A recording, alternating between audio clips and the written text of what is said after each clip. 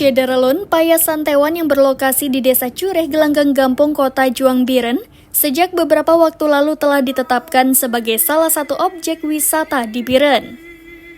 Dulunya, waduk tersebut dikelilingi rumpun bambu dan semak belukar, dan sejak beberapa waktu lalu telah menjadi objek wisata diberi nama Taman Bukit Cinta Santewan Indah. Sejak pertengahan Januari lalu telah diresmikan kios kuliner dan juga satu gazebo di objek wisata itu. Pantauan serambinews.com pada Sabtu 24 Februari 2024, kawasan tersebut semakin ramai dikunjungi warga untuk melepas lelah dan juga menikmati indahnya alam di atas perbukitan di berbagai arah di Biren. Pada bagian bawah juga telah ditata sedemikian rupa serta dibuka jalan mengelilingi waduk tersebut.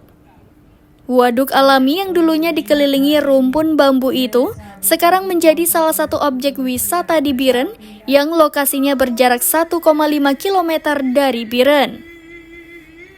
Aset desa berupa waduk Payasan Tewan dan Bukit Cinta akan menjadi primadona yang akan menambah pendapatan hasil gampung, telah ditata rapi oleh tangan-tangan terampil dan mampu memolesnya menjadi lebih indah lagi.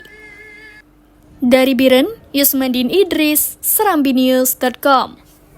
Download Tribun X sekarang, menghadirkan lokal menjadi Indonesia.